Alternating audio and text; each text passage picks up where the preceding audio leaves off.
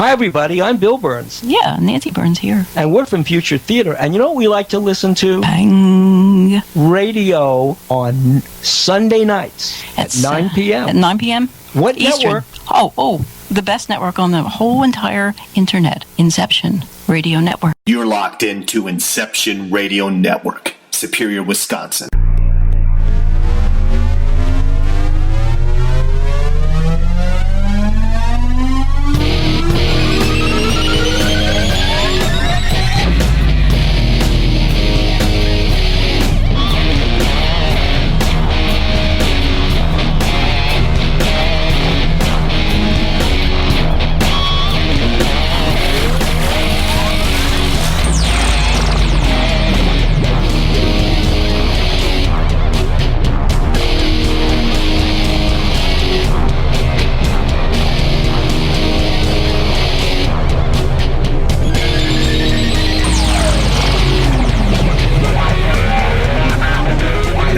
Ready to pang your head. Your radio host for Pang Radio, Mike Lucas.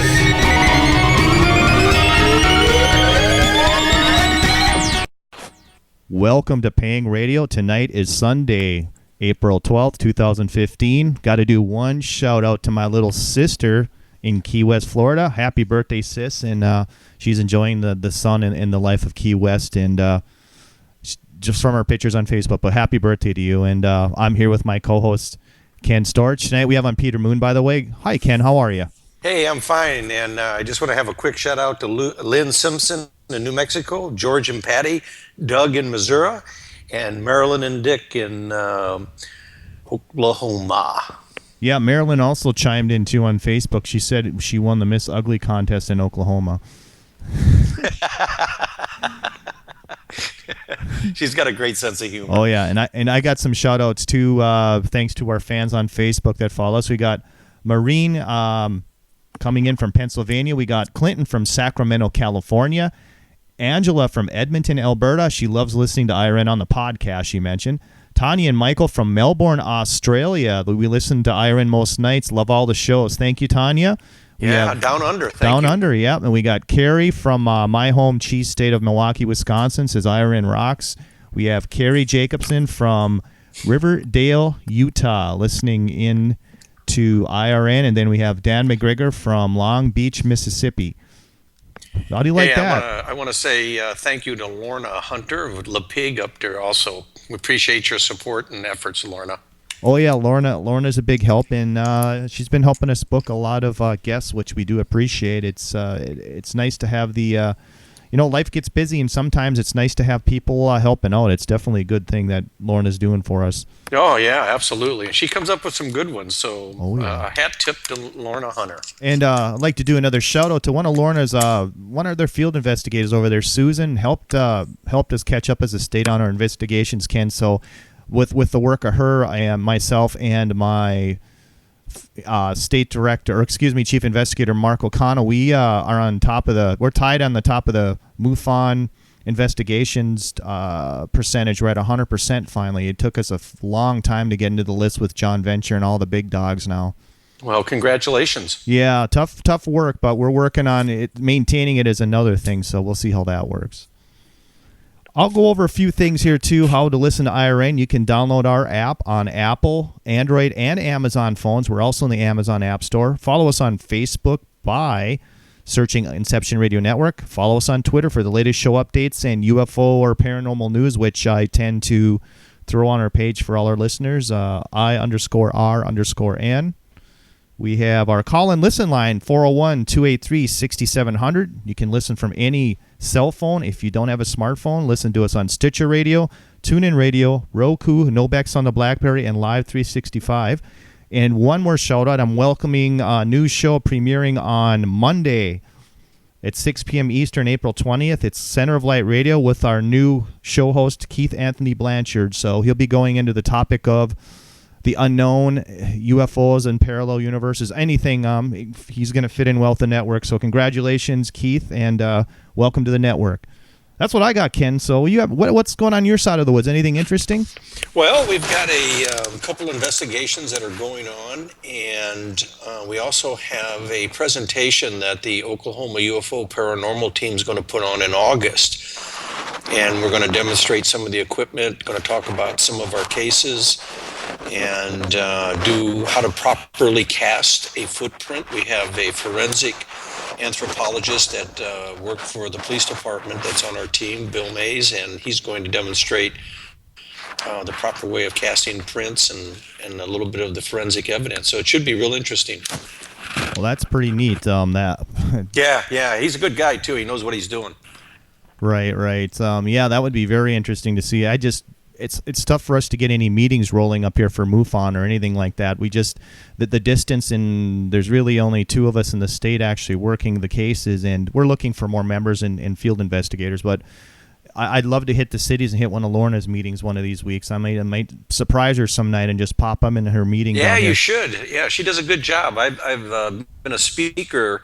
It's been several years. She invited me up there to give a talk, and she does a good job. She puts a lot of heart and soul into it. So you should do that. It would be good to pop in on her. Yeah. The cities is only a couple hours south, Ken. So I mean, it isn't too far of a drive. I mean, down and back usually it's not too bad. It's all interstate. And hey, MJ, let me ask you something. Do you think there's been an uptick in sightings concerning flying saucers, ET, or whatever? We were, as a state, I believe we had a little bit between March 23rd and about March 30th. We had a lot of cases roll in, and I noticed the CMS was kind of getting a lot of reports. So there was I think there's been a little upswing, and a lot of it I think has to do with the weather changing up north, especially. So people are getting outdoors and are actually looking up in the sky and noticing strange objects and stuff that is, that doesn't look right, like a normal airplane or device you can track. Right. Well, and the reason why I bring that up is because, I've always felt since the explosion of drones and the military,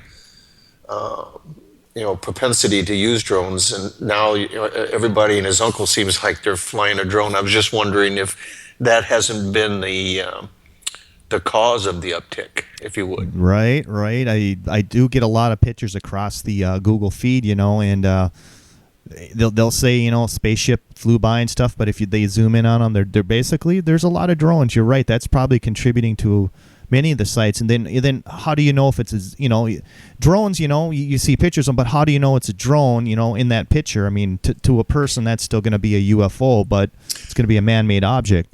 Right. And, I think that, the average person, and I don't know if that creature really exists, okay, the average person. Right. But people that have a tendency to be aware of their surroundings, including looking up in the sky and stuff, I think that most people would be, unless it was something extraordinary as far as a drone goes, would be able to make that determination that, what I'm looking at is a drone. But there are some good cases that are coming in. The reason why I bring that up, because there are some good cases that are coming in that I don't think are drones, that I think are really good descriptions of structured craft. Which begs the question now, is it ours or is it theirs? Right. Okay, because I think the military is really experimenting with some pretty exotic technology. Right. So, you're right. It's gonna make the reports a little bit different, and I've even dealt with a few people that are flying drones and stuff too, and they're being very secretive about it because this one guy told me that he was technically helping out a realtor taking pictures, and he was getting handed money under the table, which is definitely illegal, and I don't think, but... Well, let's get to Peter here. I'll read a quick bio on Peter. Peter was born in San Fernando, California, and grew up in both Southern and Northern California. Peter went out on his own in 1983 and moved to Long Island, where his background in dealing with mind control phenomena and spiritual liberation enabled him to forge an association with scientist Preston Nichols, one of the world's foremost experts in the world on electromagnetic phenomena, who has been involved in a strange experiment at the Montauk Air Force Station on Long Island. which includes a manipulation, that's the word I'm trying to say, of time. Their collaboration on the Montauk Project's experiments in time and its subsequent sequels have now reached legendary proportions. Also, on a side note, too, Peter Moon has worked with John Ford and did numerous interviews, too. So if you go to the digitalmontauk.com, I will throw that page up in the chat. You can actually read some of his research and articles on John Ford. So we kind of want to get into John Ford tonight, too, and I let Peter know we're going to kind of do that. But let's add him to the group here and get into it deep here, so we don't have to hear the ringtone tonight. Need some Jeopardy music. Yep. Can't have some. Oh, I'm here. Good evening, Peter. This is MJ, and I'm with my co-host, Ken Storch. Welcome to the show. Thank you. It's nice to be here. Thank you. Thanks for coming on, Peter. You're welcome. Now, Peter, we'll just get into John Ford a little. We'll kind of start there. Now, how did you start talking to John Ford? Or when did you start dealing with John Ford and his situation? All right. I was called to a meeting at the home of Preston Nichols, who lived in East Islip, New York, on Long Island. And I think we're talking 1997. And John Ford was there. It was the first time I actually met John. And of course, I knew who he was very well because Preston Nichols was the scientific advisor for the Long Island UFO Network, which John Ford was the president of and had founded. It was the most active organization for investigating UFOs, sightings, and perhaps more importantly, UFO crashes, of which there were 3 major ones in history that John has dealt with. Now, which would be, just to name, the Center Mauritius UFO crash, the South Haven Park UFO crash, and then the one that started the Pine Barren fires in, or was associated with the Pine Barren fires in this must have been 95, I think. The Pine Barren fires of 95, I thought. Yes. So now, I was meeting John because he wanted to do a book. And because I'm a book publisher, it was a natural fit for Preston to suggest me.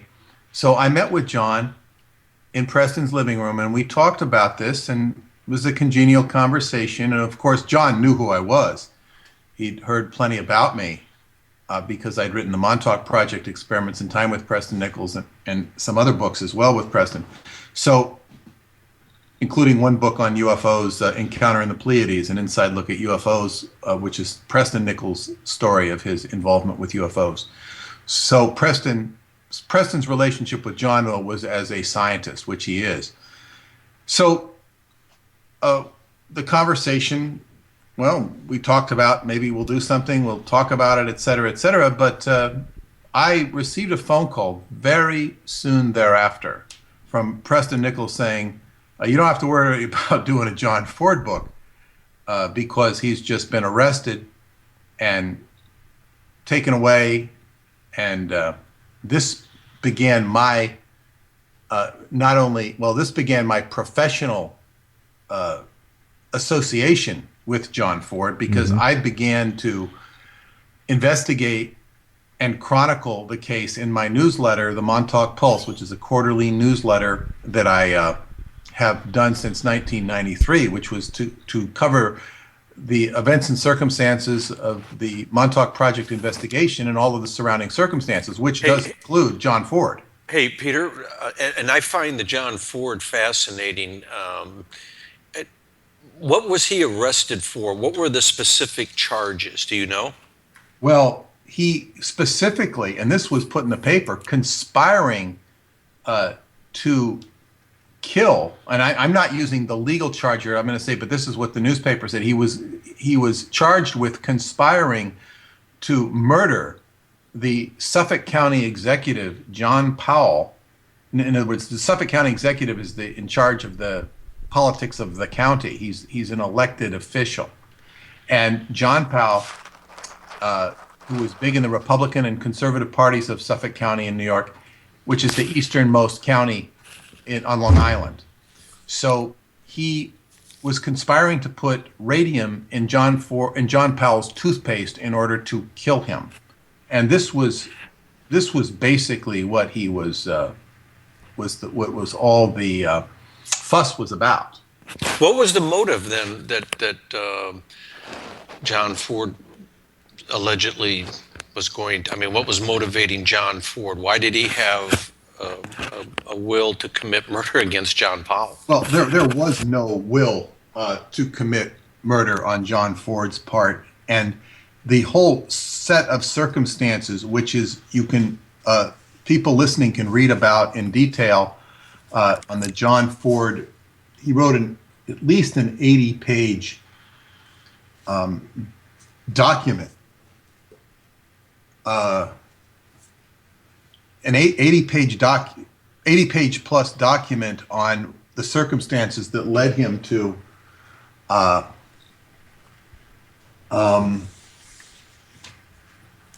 I'm just having an interference here, just a second. I'm having a problem. It's okay. It's an environmental situation. It's okay now. I was saying there's an 80-plus page document on my website, digitalmontauk.com, or the John Ford Initiative, Rick Smith's website, which you can read all the details of how this went down. People should do that. But yeah,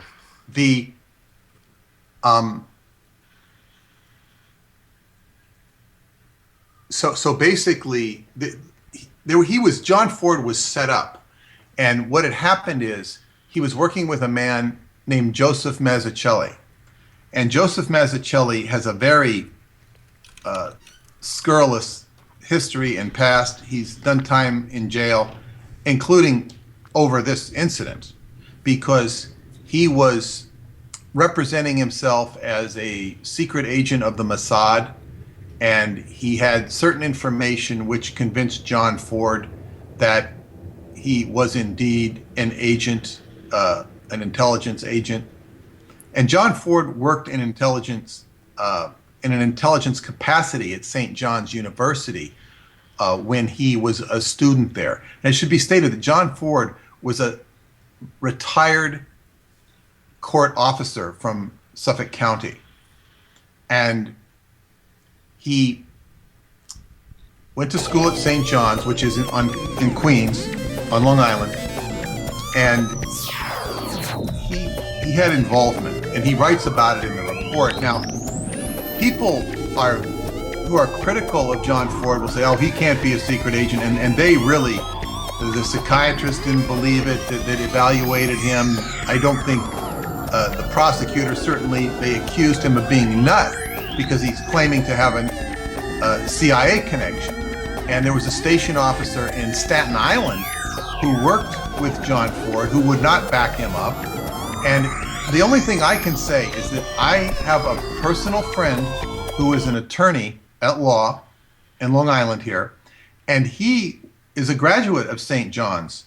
And he told me when he was on the campus going to school, the CIA not only tried to recruit him, but they were trying to recruit all sorts of people at the St. John's campus, which is a Catholic university. And so John Ford's statement about having involvement as he was a patriot trying to play counterintelligence against the Russians. But this is one of the way intelligence agencies will snag you. They'll get you as an asset. He was an asset. He was not a player deeply involved in the machinations of the bureaucracy of the CIA. And what they'll do is they'll take you as an asset, convince you to do something for patriotism or whatever other motive you might have. It may not be patriotism. It could be greed or some other thing. But John was very patriotic, and basically they set it up so he could be completely disowned. and sitting there with his thumb up his rear end and made to look foolish if he ever claimed. So the station officer, which I believe he names by name in that report, I don't remember his name, on Staten Island, did not back him up, which is not the first time the CIA has never backed anybody up. But these are some of the circumstances of which John, so the motive, to get back to your question, which was the motive, was that Joseph Massicelli was playing all sorts of games. He was playing games on John, he was playing games on different levels, and he was trying to convince John to just say, make a joke. We're going to make a joke.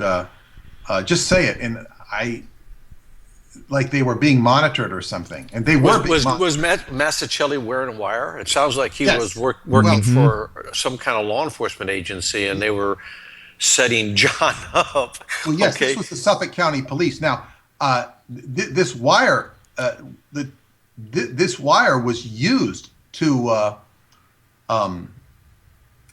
get him arrested, basically, but the whole wire has not been played. In fact, there's a man named Joseph Sapardo who was very much, he did a good interview as well on this subject. He has the whole recordings because he was recording them, I think, independently on his own radio because he worked at Brookhaven Labs. He is a bit like Preston Nichols when it comes to strange technology, but he has recorded. So he recorded the entire court case? Is that what you're saying? No, recorded the wire transmissions, the radio transmissions. Oh my gosh! So he of the police. Oh. And he had. That's incredible. Yes, and this is part of what John would like to bring into court. Now, yeah, I think I would too, man. If there Yes. was some other, additional information, considering that it came from a different source. Hey, and Peter, just what little I know. Okay, we had Marilyn Carlson because she got involved and talked to him for several sessions. She supplied him with a phone card, as a matter of fact, so she could talk to him. And from what little I know, I think it was entrapment. well, I think he got railroaded. I mean that too. I mean, to say the least, he was railroaded. But the tragedy of this, had he taken a plea, had he been found guilty of whatever they would have found him guilty of, he'd be out by now. He's still incarcerated in the Mid-Hudson Psychiatric Clinic. For 16 years or something, didn't it? Oh, yeah. Yes. That's incredible. And I don't know if you know this or not, but Maryland was found out that the judge just recently ruled that believing in flying saucers is not a grounds for incarceration into a mental health facility. And that's a damn good thing because I'd be hanging out. Well, the judge said that was a comment, in my opinion, which made him look non-prejudiced on the subject. But the point, in fact, he ruled with the staff of the Mid-Hudson Psychiatric Institute that basically said that he wasn't suitable for release. And this is the problem. In other words, he wasn't going to go out on a limb and say John Ford is not a danger. Now, there's a lot of political pressure involved in this situation. Now, sounds like it's important to understand that the Mid-Hudson Psychiatric Clinic was formerly known as the Mid-Hudson Center Psychiatric Clinic for the Criminally Insane. Now, this is dangerous, violent criminals, axe murderer type people. And Ted Bundy is your roommate.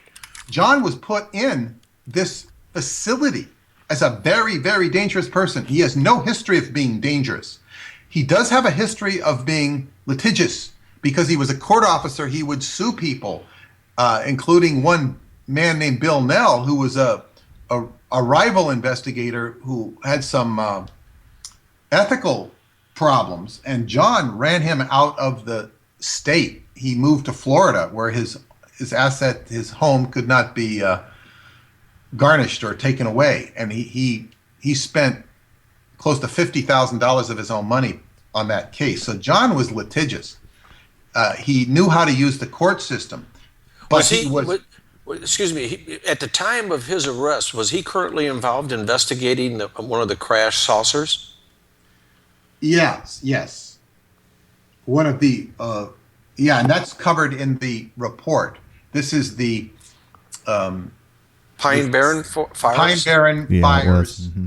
that quite possibly, according to what I don't remember if this is just strictly John or if it comes from Preston too. I don't want to misquote anybody, but basically the theory is that the South Haven or the crash, not South Haven Park, the one in the Pine Barrens, which is out near Rocky Point.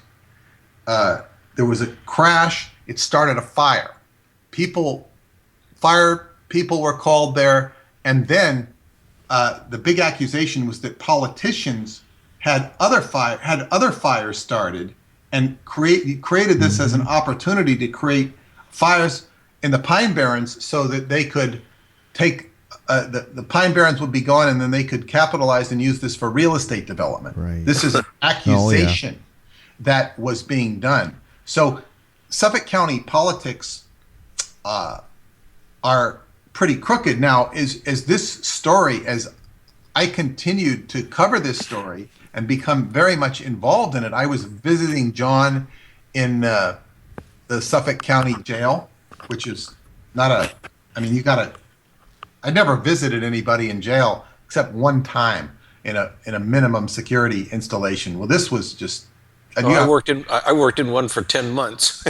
Jefferson County know what Jail. it's like. It's not pleasant to sit there. No, it's not a place I'd go to. For R&R. Yes. So anyway,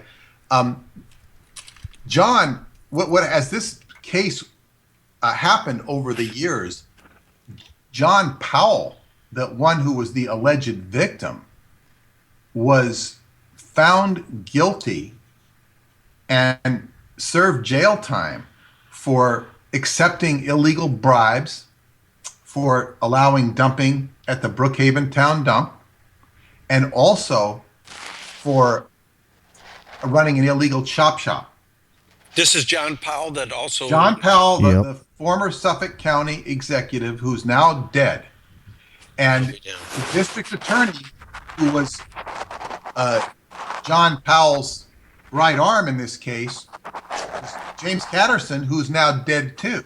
So with these two major aggravants being dead, why is this case so important to Suffolk County, who puts political pressure on the court and to not allow John to be free? Now, this case, because it made the newspapers, it made the local news in New York City, it attracted the attention of the Washington Post.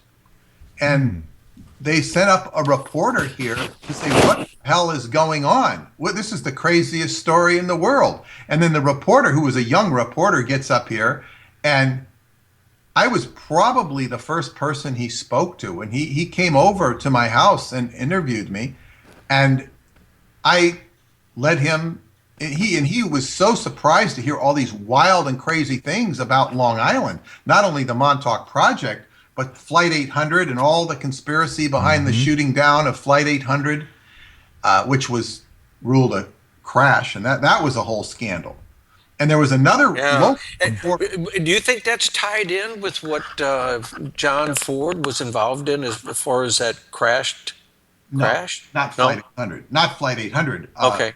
But there was another reporter on Long Island. He was the only reporter to do anything with this in a sincere journalistic way, and that's Jerry Simisi. And Jerry Simisi had worked for the East End paper, Dan's Papers, and did serious investigations, although that paper it does pseudo stories all the time, funny stories by the proprietor or the former proprietor, Dan. And anyway, but Jerry worked for that paper and did serious investigation on Flight 800 and on the John Ford case. And he did a lot of serious investigations. So, and there's just so many what you call illogical. Hey, Peter. Hey, Do we know who supplied John Ford with the radium? He didn't have it himself. You know, I believe the radium was it was low grade. It was used for calibrating Geiger counters. It was very low grade. I forget who supplied him. I want to say that it was this. I think I can't really say who did it. I'm not going to go out on a limb and say who supplied it, but he did get some, right? But it was very low. It was not going to, and besides, it was not going to kill this person because it would take such a long exposure. You'd have to be sneaking in and doing the toothpaste and doing it on. I was going to say, that sounds like labor intensive to me to be using low grade. I mean, trying to put that into a toothpaste, I don't know, man. It just doesn't sound. You have to get into the Crest factory, but you'd be poisoning everybody else right. too. Peter, Peter and Ken, we've reached our first break. You're listening to Paying Radio on the Inception Radio Network. We'll be right back with Peter Moon talking John Ford and the Montauk Projects. Hang in, everybody.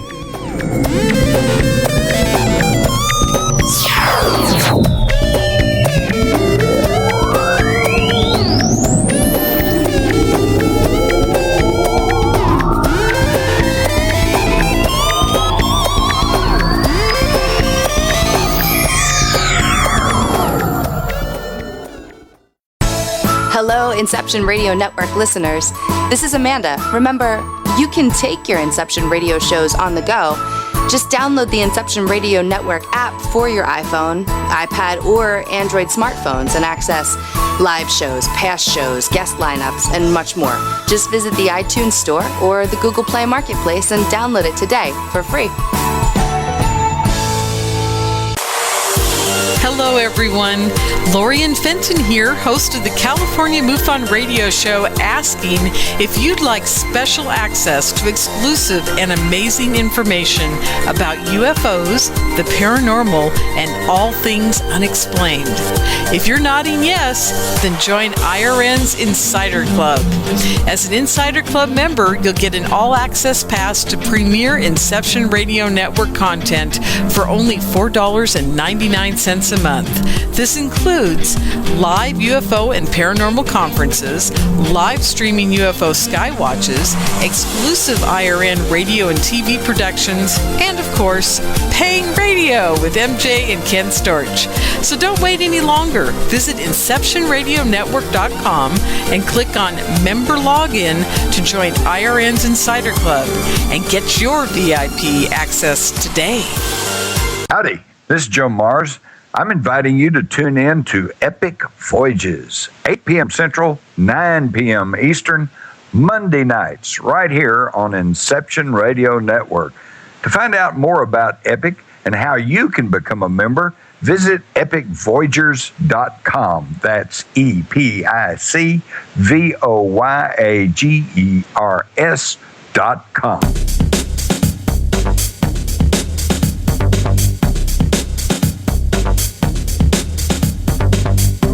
Écoutez Pong Radio tous les dimanches à 21h Eastern, uniquement sur Inception Radio Network.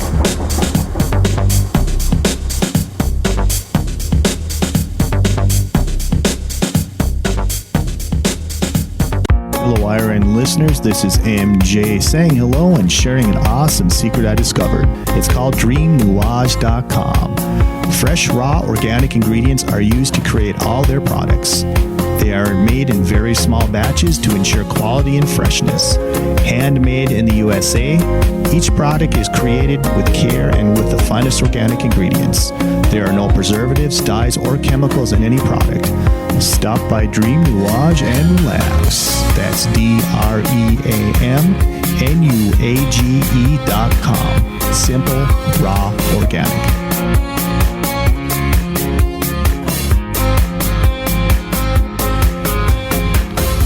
You're locked into Inception Radio Network, Superior, Wisconsin. Welcome back to Paying Radio. Tonight we have on guest Peter Moon, and we're talking about the John Ford case. We're going to throw it to Ken. Ken had a question. Well, actually, we had a good chat on the commercial break, but Ken had a question for Peter. Yeah, I mean, man, we had a fascinating discussion about it, and so we want our listeners to hear this. I asked Peter if John had, because he didn't go to trial. There were some extenuating circumstances. Had it gone to trial, would have been brought out, especially this recording that was also recorded by a second party, unbeknownst to the police department. And he didn't go to trial. He took a plea bargain.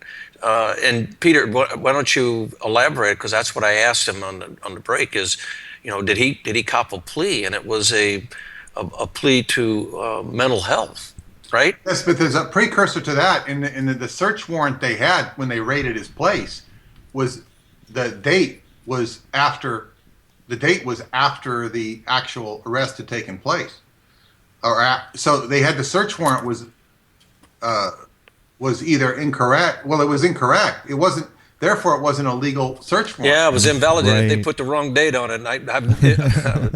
And then they went back and changed their mind. They said it was a mistake. However, why would they be so imprecise? That was the first thing I noticed. So, in any case, what actually happened was he was locked up without any genuine legal justification. He was interrogated by a psychiatrist from the DA's office without his own attorney present. This is illegal. And this psychiatrist, by the way, deemed him to be sane. After over a year in jail, his resistance wore down to his own attorney's pleas, which was John Rouse, to have him accept a mentally incompetent plea. Now, John Rouse ends up working for the highway department, become commissioner of the highway department, which was all what John Powell was involved in. So, so this is like after it's all really, really bad in as far as having integrity. This sounds like Jimmy Hoffa stuff. Exactly. He said that the attorney said would preserve his Social Security benefits and would avoid a trial. Now, John, who has been drugged in the meantime, becomes more docile. He goes along with his attorney. Yeah. And as I stated to you on the break, although it completely violates one's constitutional rights, New York State has a statute that allows prisoners to be administered drugs to ensure tranquility. Damn, man, that's scary. John had not been convicted, and he had not demonstrated any violent behavior. So then, after accepting this plea, while under the influence of drugs, coercion, false imprisonment, and malicious prosecution, he was sent to the Mid-Hudson Forensic Center for the Criminally Insane, where he has remained to this very day, which is 2015, April. Mm-hmm. That's... Now, Peter, how often, I had actually a chance to talk with John myself for about 20 minutes. He sounds very competent. He did explain a lot of what was said tonight on the air. How often do you talk to him or in touch with him, actually? He calls me usually every Sunday, and as long as I'm home, I'm able to take the call and talk to him. We had a short talk today. And his current attorney, now we go back into that attorney got him locked away. So what happened was, between all this stuff with the Washington Post and all of this, and then eventually John Powell goes to jail, the A&E channel thought, wow, what a hot story. John, by the way, is got some documentary producer who wants to meet John and wants to do a documentary on the case. I don't know if this will happen. He's going to talk to John about it probably this week. But the A&E channel said, wow, this is going to make a great documentary. So they hired an attorney whose specialty is mental health cases. And they hired her to go to work on this case. And all of a sudden, A&E dropped it like a hot potato. Wow. Because this case is very sensitive to certain people. And we find it a little outrageous because the case should be dead. It was Powell and Catterson were the ones that ran Suffolk County and were pushing the police. Hey, Peter, is there any indication that any of the alphabet boys from the feds are involved?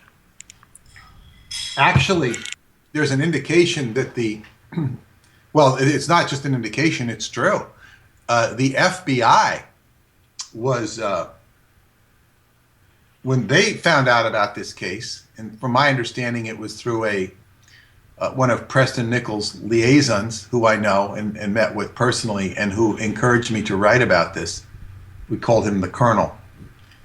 He services nuclear reactors, and he has a position in the government / he worked in special ops. Anyway, this guy said, he said that, well, he got the FBI onto the case. And the FBI, but actually in a good way, the FBI went and talked to John Powell because this was a human rights violation. Now, for all of the nefarious things that the government can be associated with, there is a core of people in the United States government who believe in the actual principles of the United States government.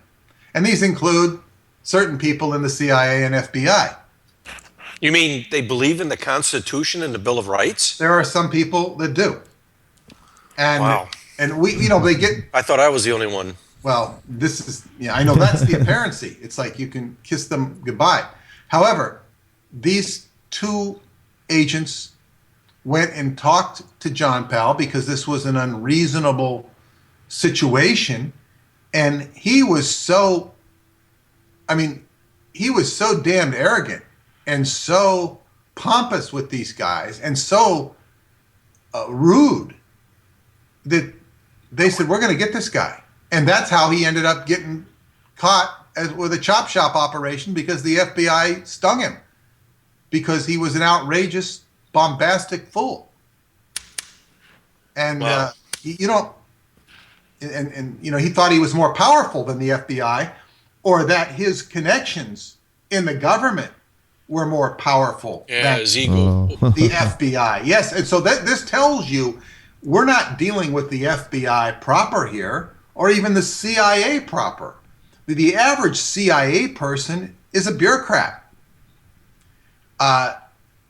And so you're dealing with, there's a book called The Secret Team by Fletcher Prouty, the guy who Donald Sutherland plays in the movie JFK. Fletcher Prouty talks all about how the secret team that actually runs the government. But this is a secret team. and so this is what we're dealing with here. So anyway, Andrea Rizzulli was the attorney that A&E Channel hired, and as they say, A&E dropped it like a hot potato. So John began to pay her a reduced rate out of his salary that he gets, or pension that he gets as a retired court officer. They've confiscated his Social Security to pay for his incarceration, but he still gets his pension, which is not attached. And he has been able to pay her a modest sum. However, she stayed on the case, and she screwed up the case so bad on many different levels. And the way she screwed up the case first was so let me explain. When he doesn't go to an ordinary trial, he goes to a trial with a judge that's ruling on mental health capacity, but it is a judge. And the Institute, Mid-Hudson, will do a review every 2 years to determine whether he should remain in there or be released at all, or be released to a less harsh environment. Like maybe a halfway house or something. Well, yes, exactly. But every time they rule to keep him in there as if he's dangerous. And the local psychologists there, are the ones that are hired, they never give him good reports, and they're a suspect into and of themselves, like they're on the take or something. So in any case, and John doesn't have rights because he's not considered competent, so he doesn't have the ordinary rights that an ordinary citizen would. Even an ordinary criminal would have more rights. A convicted criminal would have more rights than John Ford. So this is an unfortunate situation. So what would happen is there would be a review. To listen to the rest of this interview, please go to InceptionRadioNetwork.com and register for the Insiders Club. What is the Insiders Club? The Insiders Club is our premium content, what you've just listened to. Now, what you've just listened to is a preview of that premium content. The Insiders Club is how we pay the bills. It's how you support IRN. You join forces with IRN to get the truth out there. Now, a lot of our content is free. I mean, most of our content is free. All of our live shows are free. If you go to our archives, the vast majority of our archives are for free. But to pay the bills, to help make sure this network stays alive, stays viable, we offer those who really love our radio station, our network, and our shows, an ability to support our network and become a part of IRN. Actually join forces in helping us get the truth out there. Now, how do you do this again? You go to InceptionRadioNetwork.com and you subscribe for the Insiders Club, and you'll have access to all of our archives, including this show, the rest of the show. A faster way of getting there, go to the description below this video and click on the link. And like I said, you'll be joining forces with IRN. You'll have availability of all of our content, and we really appreciate your support. Thank you.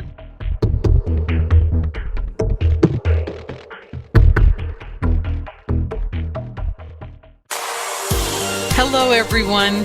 Lorian Fenton here, host of the California MUFON radio show, asking if you'd like special access to exclusive and amazing information about UFOs, the paranormal, and all things unexplained.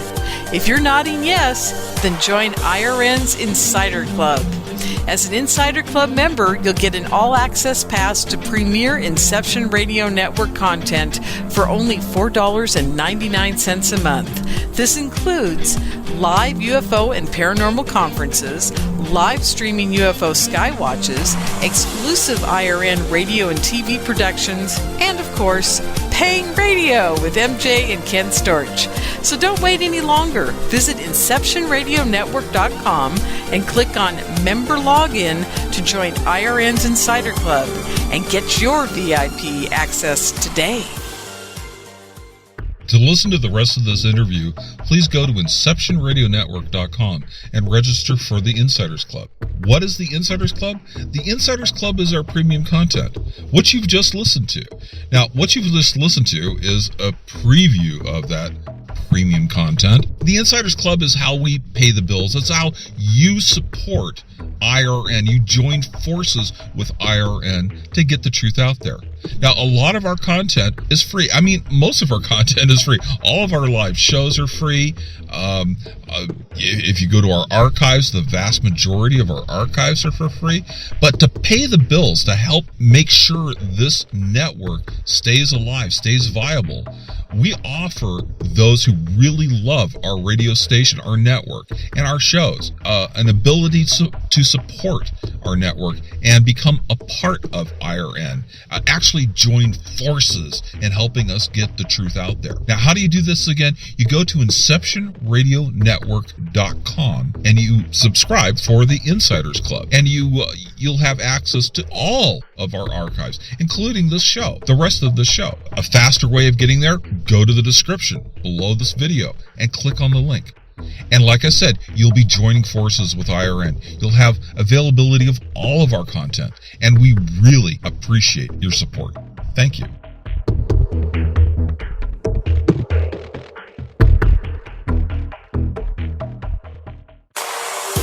Hello, everyone. Lorian Fenton here, host of the California MUFON radio show, asking if you'd like special access to exclusive and amazing information about UFOs, the paranormal, and all things unexplained. If you're nodding yes, then join IRN's Insider Club.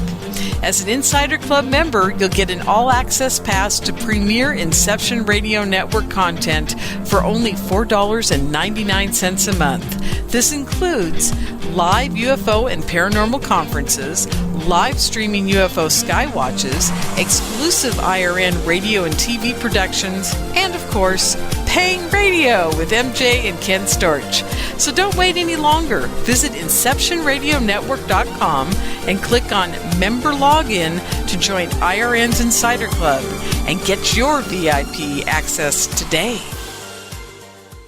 To listen to the rest of this interview, please go to InceptionRadioNetwork.com and register for the Insiders Club. What is the Insiders Club? The Insiders Club is our premium content, what you've just listened to. Now, what you've just listened to is a preview of that premium content. The Insiders Club is how we pay the bills. It's how you support IRN. You join forces with IRN to get the truth out there. Now, a lot of our content is free. I mean, most of our content is free. All of our live shows are free. If you go to our archives, the vast majority of our archives are for free. But to pay the bills, to help make sure this network stays alive, stays viable, we offer those who really love our radio station, our network, and our shows, an ability to support our network and become a part of IRN.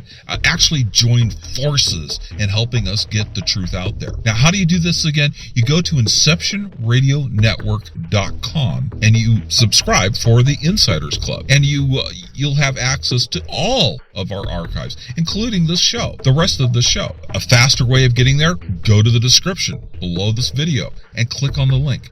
And like I said, you'll be joining forces with IRN. You'll have availability of all of our content, and we really appreciate your support. Thank you.